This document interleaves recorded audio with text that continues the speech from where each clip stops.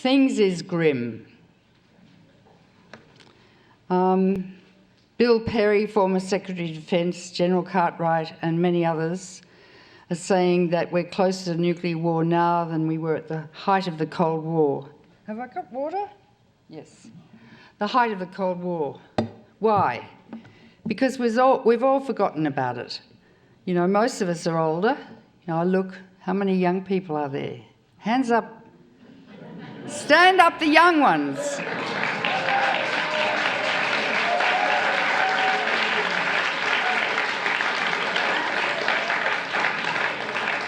Yeah, well, most young people are playing the Pokemon thing. Someone told me at Berkeley they can't get anyone's attention. They're all on their anyway, so the ignorance is profound in this country, mostly because of Fox and CNN and all those blasted television stations who put Trump on all the time. They've created Trump because he's good for ratings. He sells lots of Viagra and hemorrhoid cream and all those ghastly drugs that everyone's advertising. They say, now take this for your heart, it's very good, and there's a picture of a very beautiful woman.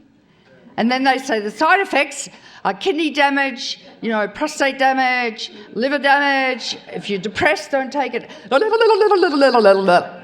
And then they have another picture of a nice girl and the drug. I mean, it's obscene, medically obscene. How are you going to make a decision about what drugs to take? How dare they advertise to ordinary people who have no knowledge of medicine or pharmacology or anything like that? It's obscene. Anyway, he's selling lots of stuff for them. So they've created him. And, you know, Bernie had, 30,000 people in an auditorium, and CNN focused on an empty stage waiting for Trump to appear. It's obscene.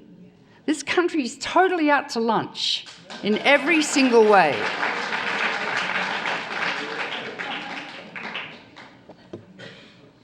So, what's been happening? Well, I'll go back to the beginning. Gorbachev met with an American representative when the Cold War ended and he allowed the Berlin Wall to come down. And they promised that they would not enlarge NATO into all the newly released Eastern European countries. That wasn't good for business for Lockheed Martin. Norman Augustine, who ran Lockheed Martin and virtually ran the Pentagon. If you read my book, The New Nuclear Danger, George Bush's military-industrial complex, you'll read about Norman Augustine. He was a sociopath.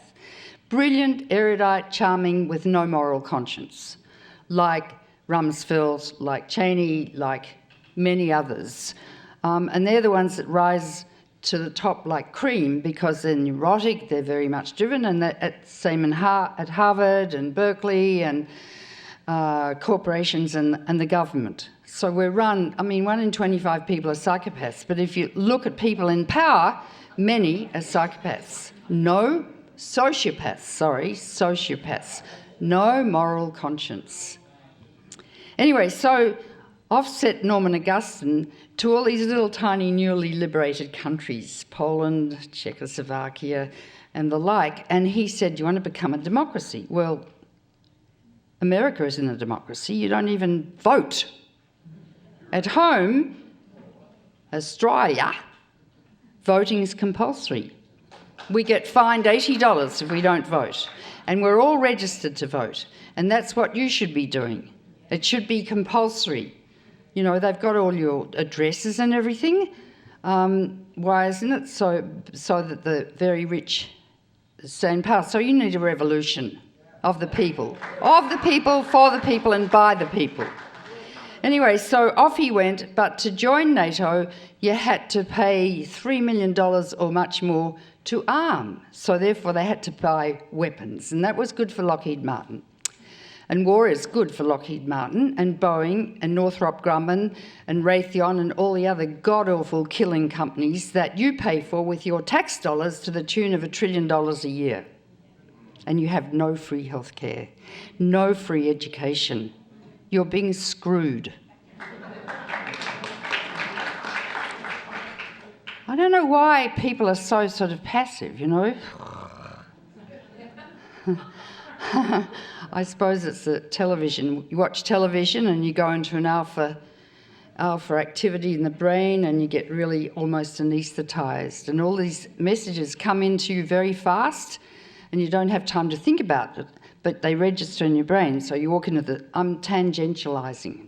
I go on tangents, and you go into the supermarket, and there's a thing that's just been advertised, and although you don't believe in advertising, you pick it up because you've been brainwashed and conditioned to buy that. Okay? You don't believe me? Well, a lot of people do that. It's been shown. Anyway, so Norman Augustine, I don't know how I got off on that track. He convinced all those little countries to join NATO. So NATO moved up, NATO is America, moved up to the border of Russia. And Russians didn't like that. It's like Russia declaring Canada is their ally. And they start moving their troops right up to your border. What would you do? You'd blow up the world. Because you nearly did with the Cuban Missile Crisis. And they just put a few missiles there. I knew Robert McNamara towards the end of his life, and he was in the Oval Office. And he said, Helen, you don't know how close we came to within 3 minutes. Now, remember that as I talk, within 3 minutes. So then the neocons in the State Department, Victoria Nuland, who's married to Robert Kagan, who's a very bad man. Neocons, I don't know why they're called neocons. They're radical. We're conservatives because we want to conserve life on Earth. But the people who want to blow it up and build more weapons, they're radical, and let's name them for who they are and what they are. So they orchestrated a coup in the Ukraine. What happened was Yanukovych, who was democratically elected by the Ukrainians, he was approached by the EU to join the EU. And to join the EU, you have to tighten your belt like Greece and Spain, and you lose your benefits of free education and free healthcare and the like. And he really didn't know what to do, and he appealed to Putin. Putin gave him some money to tide over, and he said, let's wait for 6 months and see what happens. So, but in the interim, Victoria Nuland set up a coup, and in Maiden Square there was a big demonstration and a sniper firing and killing people, and it got really rough and scary, and Yanukovych fled to Russia. And in his stead was put Poroshenko, who's a crook. And not just a crook, he's a crook in terms of money, but other things too. And he's working with the Nazis. Now, there were a lot of Nazis in the Ukraine who've risen up again, and that's the army, and they're being funded and armed by the United States. How dare the United States do that? How dare the United States interfere in any other country on earth? It's not as if you don't have enough problems of your own to fix. But, you know, the world's policemen, we don't want to be policed.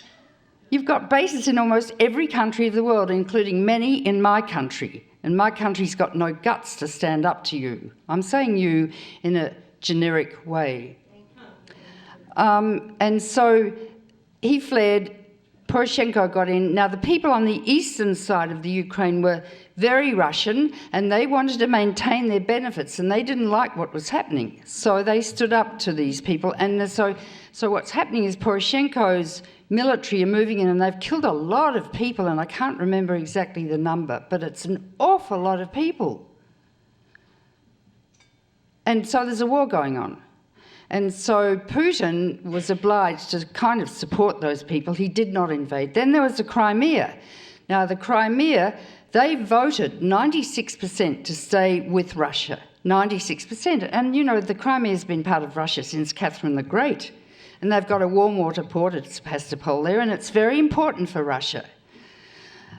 So that's an area of acute friction between Russia and America. Meanwhile, the US has the audacity to practice NATO exercises right on the border of Poland, border with Russia, and install anti-missile bases in Russia and Romania. Well, what are they for? Oh, they say they're for Iran. Fat lot of good that is. It's not Iran, it's Russia. And they can launch nuclear missiles there that can hit Moscow in a few minutes, not the normal 30 minutes it takes to go from America to Russia. So the Russians are pretty antagonised.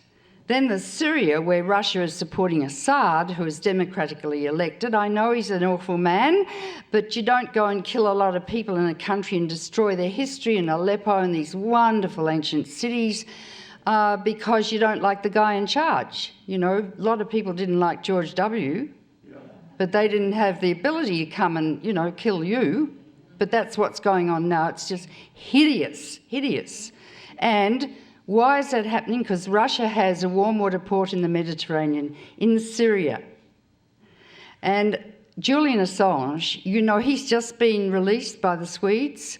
Today I heard that they're not going to arrest him. He's been freed. Now, I think if he gets out, America will grab him and put him in solitary confinement.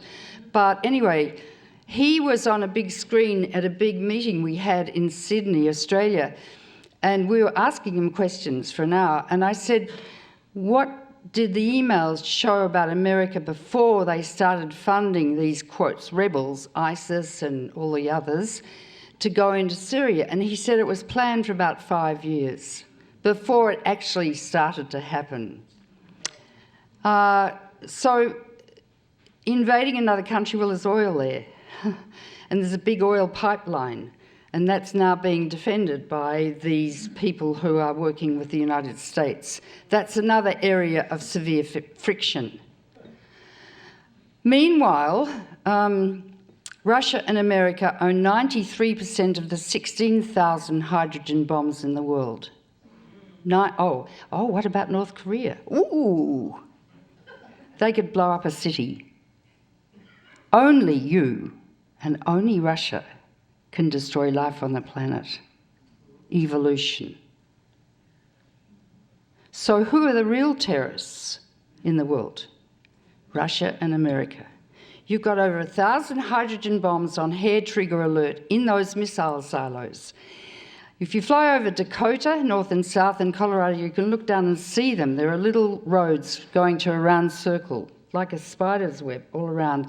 In those missile silos are two men aged 18 to 21. Yes, sir, no, sir, press the button, sir. Each is armed with a pistol, one to shoot the other if one shows signs of deviant behaviour. What if the deviant one shoots the other one? The locks are 12 feet apart to launch the missile, but they've worked out a key and string trick. You can tie a key on a string and one man can turn both locks. They are run by floppy disks. The telephones often don't work.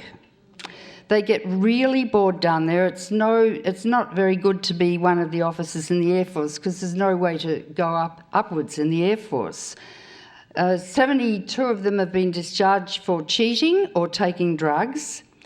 The officer in charge of all of the missile silos, and there are about 420. Each missile silo has one missile with about 3 hydrogen bombs. Some have been decreased, but you know, they're Minutemen, they're called Minutemen. Nice word. 3 hydrogen bombs. The man in charge of this whole thing, it's called a wing, I don't know why, went to Moscow and he got drunk and he cavorted with naughty women. And he wanted to sing karaoke and he did naughty things, so he was fired. Inappropriate. He was the boss. There was another boss who was a gambling addict and he was caught, I don't know, in Reno or somewhere gambling, so he was fired too. Now these are the men in charge of the future of the planet, right? So what happens? How could it happen? Well, in 1967, I just read this today and posted it on Facebook and Twitter, there was a solar storm. And you know what happens, the sun sends out huge fires and it affected the magnetic fields in the Earth and it triggered the satellites to indicate Russia had launched nuclear weapons. Squadrons of planes were already in the air flying, B-52s, to bomb Russia. Incidentally, those planes, the men always flew with a patch over one eye because when they dropped their bombs, they would be blinded by the flash. So then they could take the patch off and have vision in one eye and fly home. Except that when there's a nuclear war, there's so much dust in the air, like a volcano, that it clogs up the engines of the jets and they crash. Anyway, even if they could get back, where do they land? Because America will be destroyed. Coast to coast, north to south. Anyway, they were there all ready to, in the air, ready to fly into Russia to bomb them. That's one time. Another time, in 1995, America had a weather satellite in Norway it was going to launch. It warned the Pentagon, but the Pentagon's sort of hopeless. It loses stuff. You know, so often a Russian comes and films me, and they're all in their black leather jackets and stuff, and then they come half an hour later and say, sorry, Dr. Caldicott, the camera didn't work. Can we do you again? And so they're not terribly efficient, to say the least. And they forgot. The satellite goes up, and it's picked up by their over-horizon radar, and there's Yeltsin, a hardened alcoholic, a bottle of vodka before breakfast. Wernicke's encephalopathy, Korsakoff syndrome. I'm a real alcoholic. Because I know someone who brought him to New York to go on television, and he went to his hotel room to get him in the morning. He was sitting on the suitcase drinking his bottle of vodka. And he's sitting there with the suitcase, the football open. Now, if you watch the president, always walking just behind him is a man with a suitcase, and it's called the football. It's an officer. In the football are the codes for the president to start a nuclear war. When Reagan was shot, they lost the football for 2 days. So they'd opened the football for the first time ever in Moscow, and there's Yeltsin, an alcoholic, with his general standing over his shoulder saying, Mr. President, press that button. He had 3 minutes to decide. 3 seconds before that 3 minutes elapsed, the missile veered off course, and they realised they were not under attack. We were 3 minutes from annihilation. Cuban Missile Crisis, 3 minutes for annihilation. Someone plugged a War Games tape into the computers in the Pentagon, and they thought they were under attack. In fact, they called Brzezinski. He was Carter's foreign secretary, and Brzezinski had to go and wake up Carter and tell them they were under attack, but he realised just before he woke up Carter. No, but you know what? This happens frequently. And I sit here and look at you all, and I don't know how we're still here. It's a miracle. I told my family, I'll be home if there's not a nuclear war, and I mean it. On 9/11, the Air Force went to the highest state of nuclear alert because no one knew what was happening. George Bush was reading My Pet Goat upside down to a kindergarten class in Florida. Cheney was in the war room underneath. You know, he's in charge. Cheney, the sociopath. And no one knew. So, case of high international anxiety. And so the Air Force put its missiles on the highest state of alert from DEFCON 5, 4, 3, 2. And that's the highest before they launch. Now, that was on their website for a couple of days. I found it, but they took it off pretty fast. So any sort of international anxiety could trigger a nuclear war, and we're at a time of high international tension now, and I think supposedly Putin's probably paranoid. Why not? Being threatened by the United States with missiles right on his border. I know medically you don't threaten a paranoid patient or they're likely to do something very extreme and hurt you. This is stupidity, absolute. What we should be doing, and I have to say Trump's a nutter, but at least he says we should make friends with Putin. Of course we should make friends with Putin.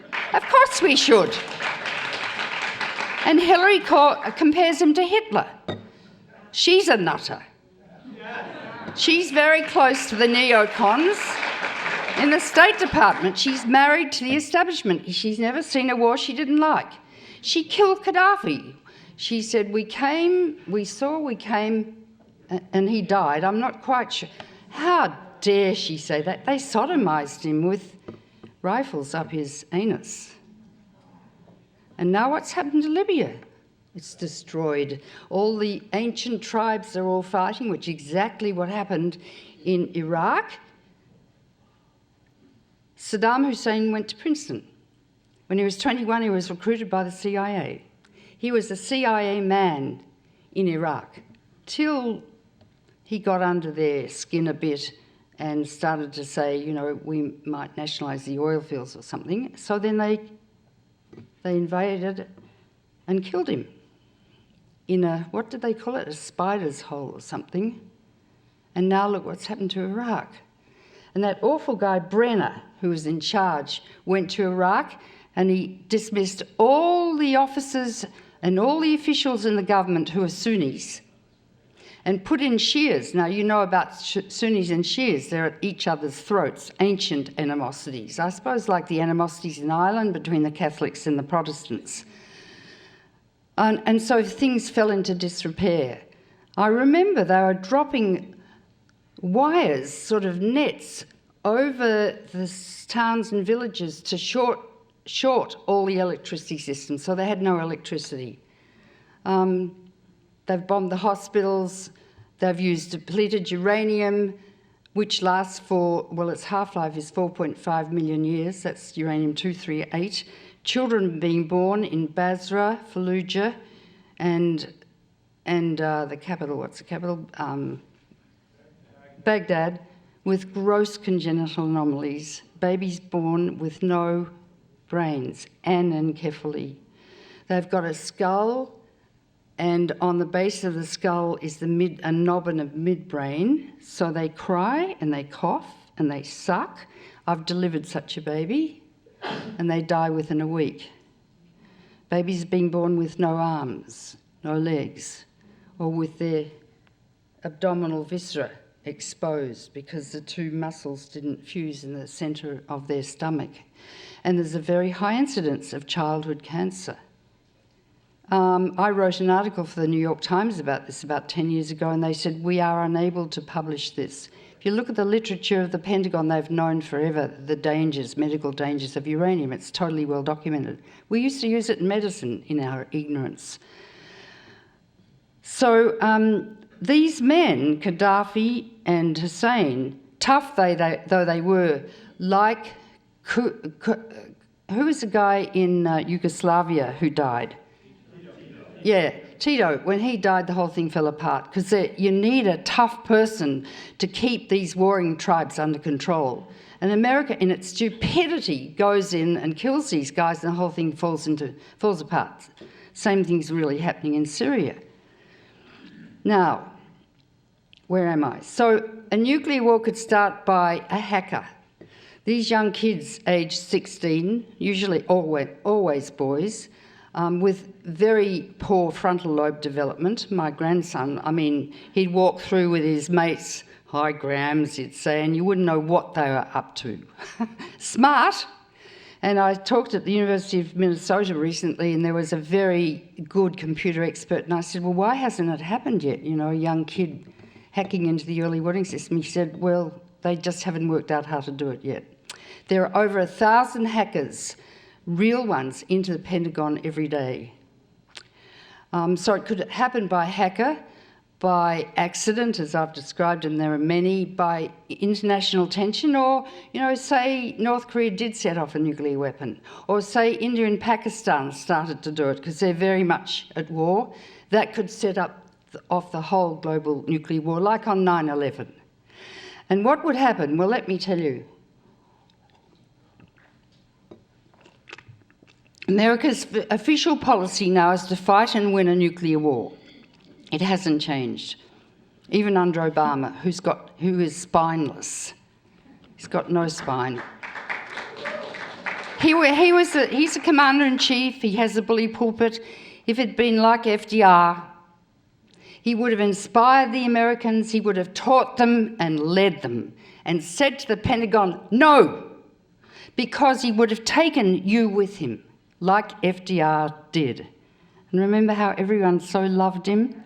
We just went to Campobello, where he developed polio. Really your last great president. Anyway, I'm off on my train of thought, yeah. Now, how do you win a nuclear war? Well, you send over a missile, hydrogen bomb, and take out Moscow. So you decapitate and this is military terminology, decapitate Putin so he can't press his button. Then at the same time you launch 2 hydrogen bombs on each missile silo, landing within seconds of each other so you don't get fratricide, another Pentagon term, killing your brother, because all the debris created with the next bomb coming in will damage the bomb. So it's got to be very accurate. You can do that.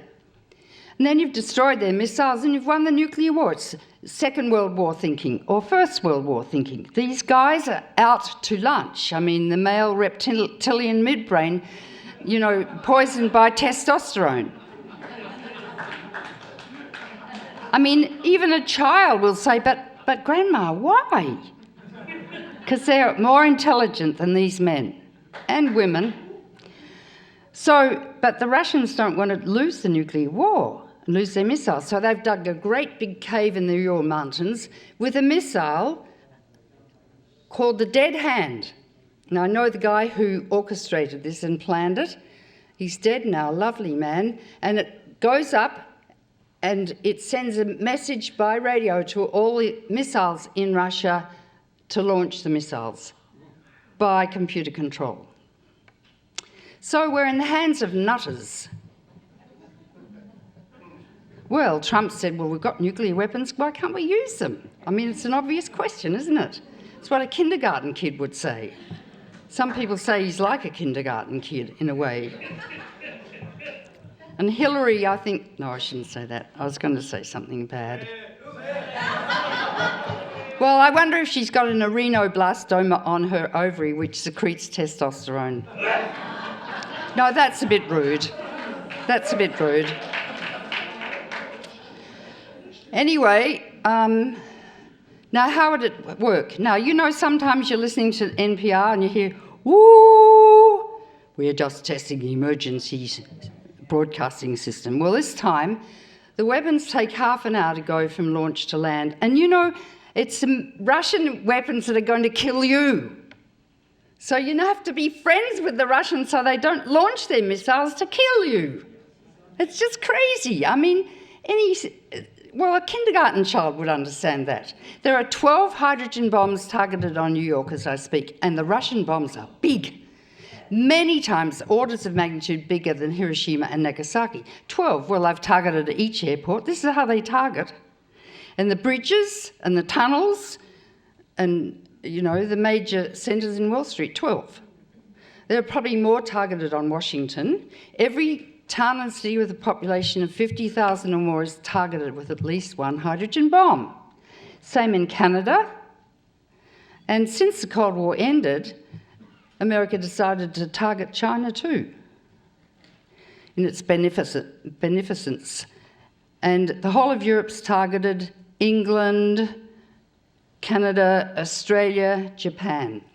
Now, so you've got your radio on and you hear, woo, this is not a test, we're under nuclear attack.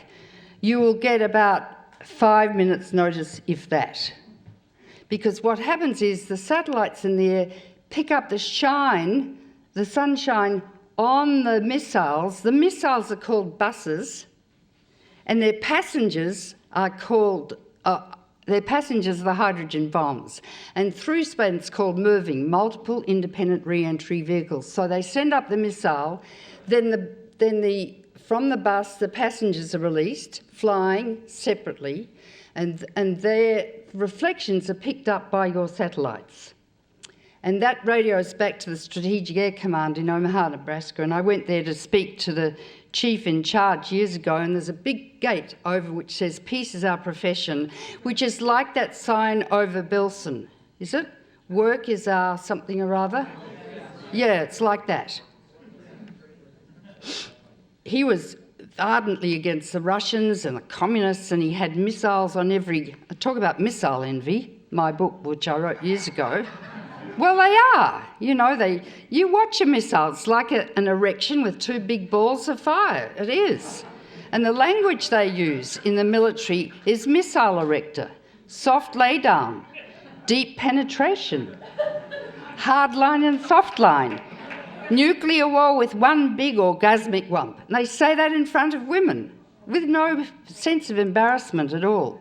Anyway, and for half an hour I argued with this guy, and then I finally said, "Have you got grandchildren?" And his face softened, and he said, "Yes." I said, "How many?" He said, 2. "How old are they?"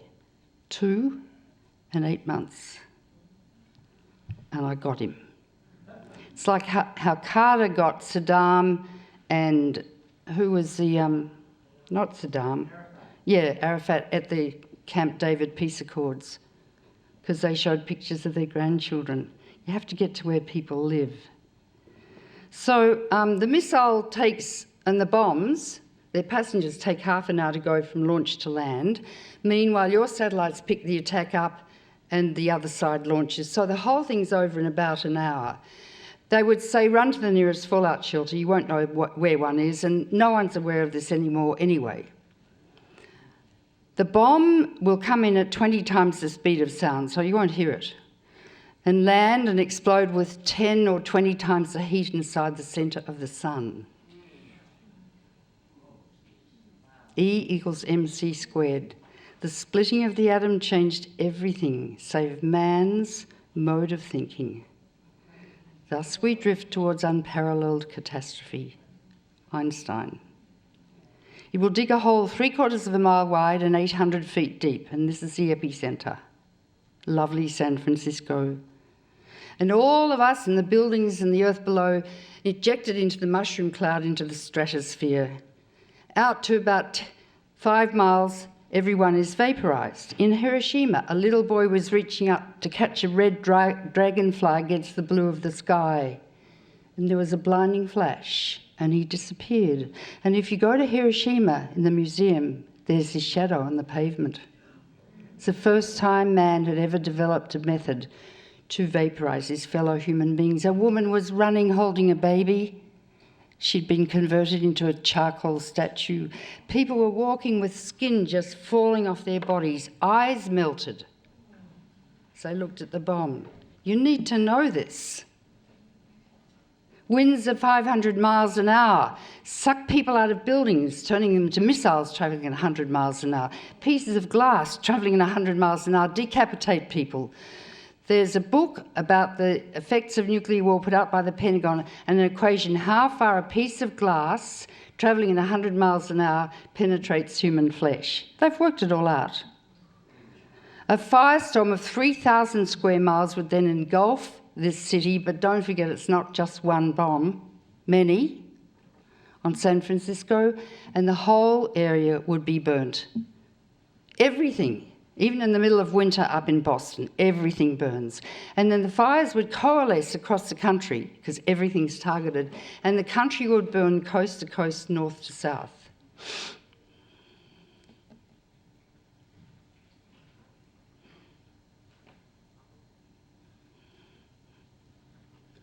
How is it we're still here? Fallible human beings. The president could get a cerebral tumour and do something crazy before the diagnosis is made.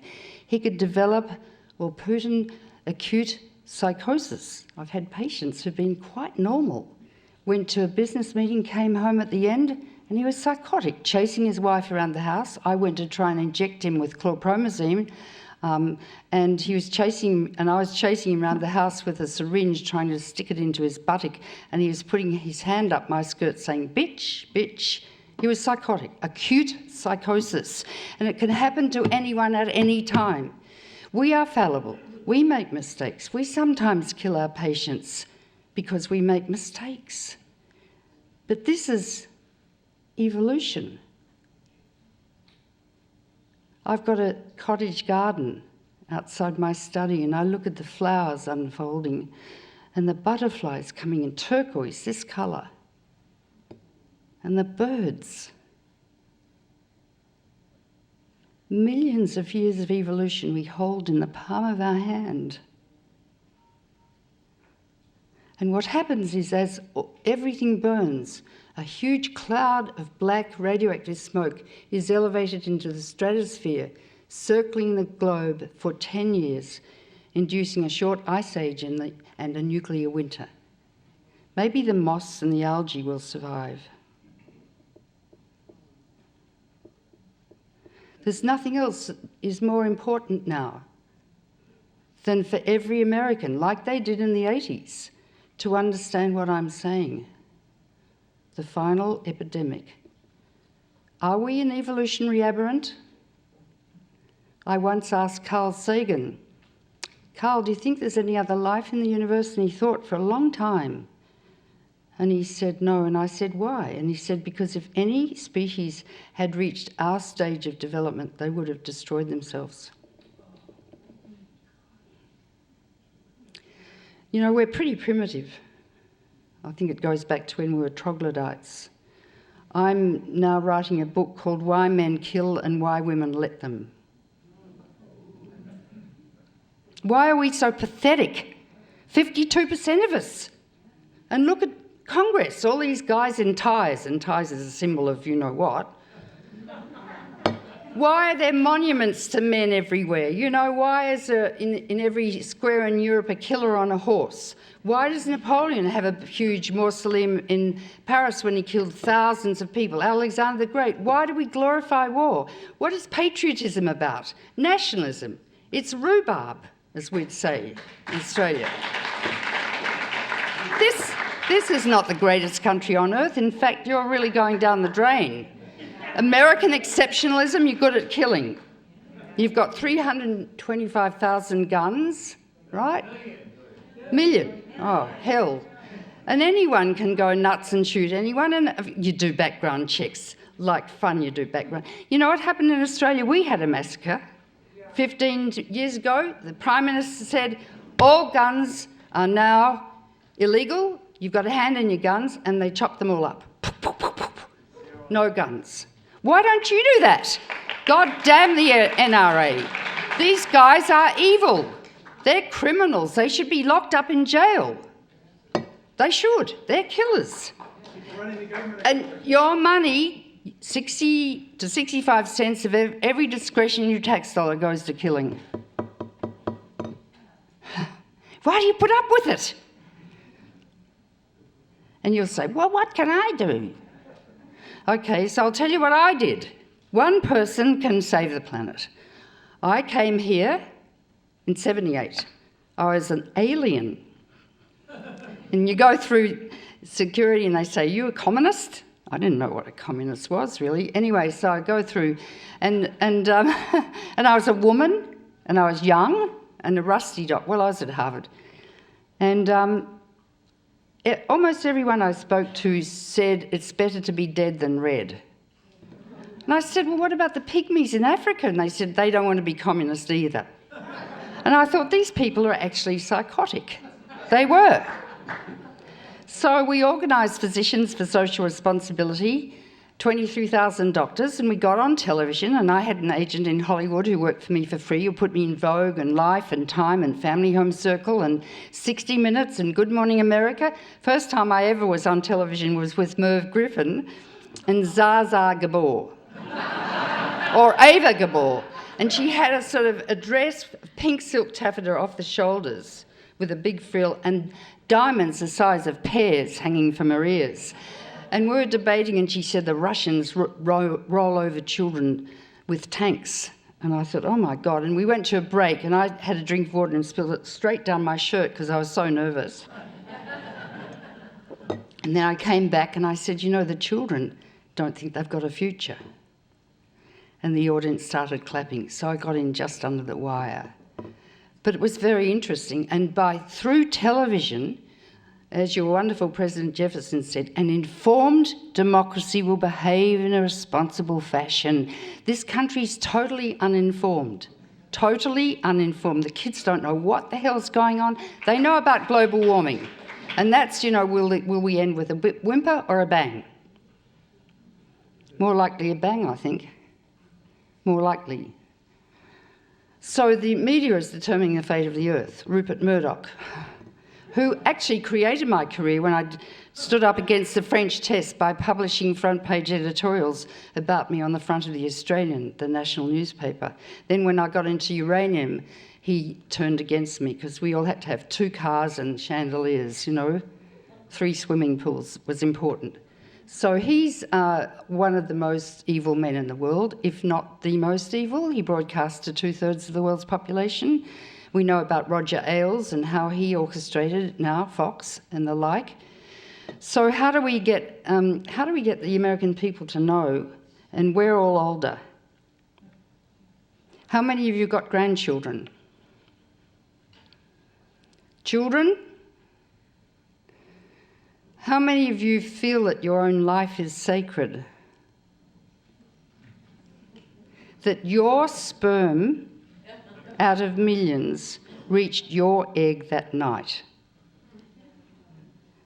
We have a sacred responsibility. We're just so lucky to be alive, to be here.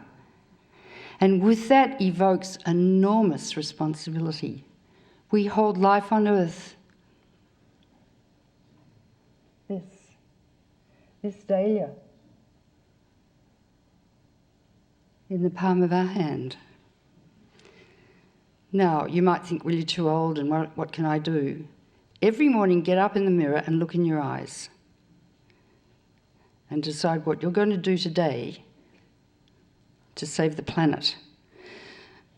And I mobilised with my fellow physicians and psychologists and architects for social responsibility. Even the morticians asked me to come and talk to their annual conference. And I said, what do you want me to talk to you for? And they said, we don't want to have to embalm radioactive bodies.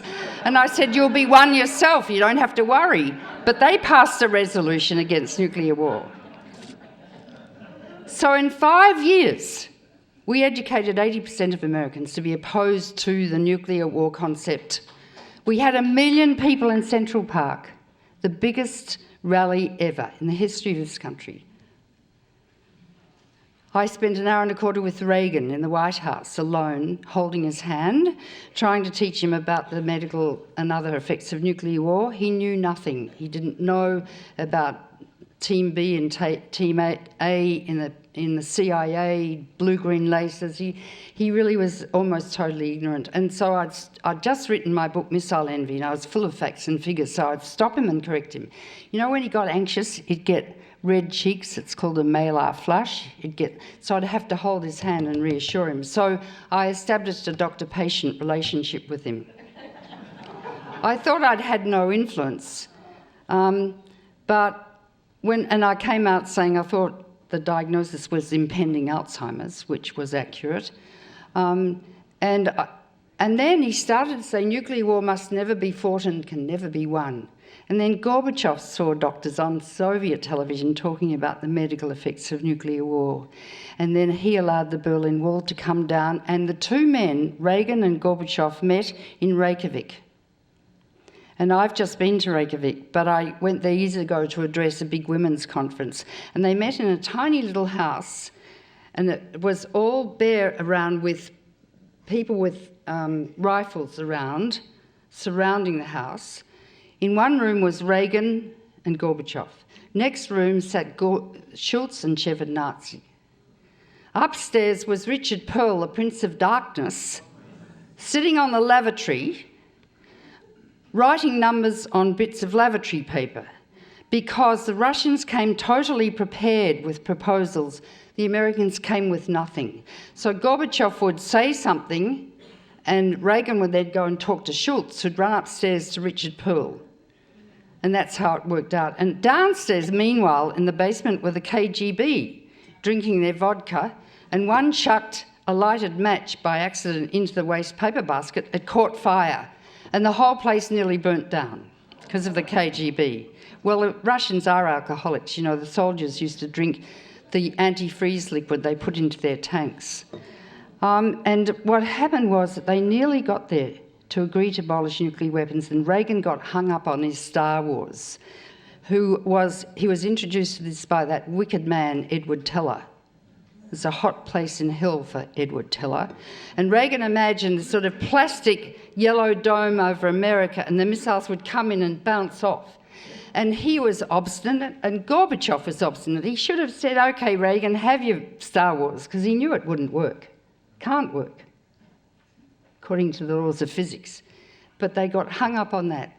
And I remember Schultz came out of the conference and had a conference a media conference, and he said, we did this, and we did this, and we agreed to this, and then his face fell.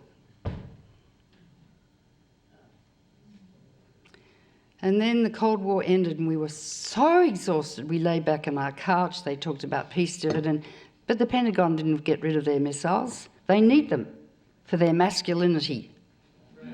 It's like these guys who drive very loud motorbikes and very loud cars, you know, and feel their testosterone pumping. It's true. There's an experiment. There was a woman here in San Francisco who was measuring hormones, and there was an altercation in the lab. And she noticed that what happened was the men would go into their room, slam the door, and sit and sulk. The women the next morning came in and they cleaned the benches and made coffee, and so she thought, that's interesting. So she did the hormone levels. Of course, the testosterone went sky high, but in the women, the oxytocin went up. A fascinating hormone, which I was taught in medical school is only secreted when you're lactating. And I know when I fed my babies, I felt I could feed the whole world. It's an amazing hormone. And so women are the peacemakers, 52% of us, and we do nothing. At least in Greece, in Les Estrades, the men were fighting and killing all the time. The women said, no more sex. So they stopped killing. So it seems that sex is more important to men than killing. But the two centres for sex and killing violence are in the midbrain, and they're very closely associated in men, and each secrete dopamine, that lovely feeling you get after an orgasm, you know? And so does violence. So sex and violence are intimately interlinked in the male brain. You know, why do men have erections when they go into battle? Why do they play porno films to men in aircraft carriers before they take off to kill people and drop their bombs? Why do men rape women when they conquer a territory? I don't understand it, and so that's what I'm trying to explore in this book. I don't think it'll do any good, but at least it's trying to work out why. Like, why did we get polio till Jonas Salk and Sabine appeared and isolated the polio virus, and we eliminated it? Now I've got to find the etiology of killing. So we've got a lot of work to do, but I want to say to each of you, and I only came here to empower you. If I could do what I did, and I had 3 kids and a husband and stuff, each of you can be as powerful as the most powerful person who ever lived. And if you really realise how your life is sacred, and I know you do because I've treated so many people who are on their deathbeds, or people whose children are dying and they fall into my arms and weep. When you're at the coalface of life, then you realise how precious it is. A man came up to me once and he said, well, there are 2 things. He said, I've got prostate cancer. He said, and I'm on estrogen. He said, the first time I've ever felt like shopping. And then another man came up and who is dying of prostate cancer, and he said, I'm smelling the roses, looking at the dahlias. How precious this is. And what responsibility, ultimate responsibility each one of us have. And you can be as powerful as the most powerful person who ever lived if you follow your intuition. Take in what I've said. Go through the grief. Don't have a drink. Don't listen to music. Feel. Swim the river of grief. And out of that, you'll get the message. You'll know what you have to do. No one else can tell you what to do. You've got your own special abilities and potentials. And turn this country upside down. There are enough people here to do that.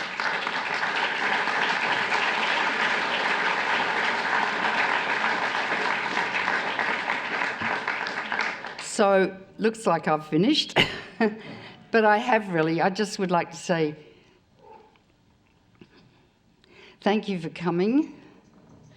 And it's only if Americans abolish nuclear weapons will Russia follow.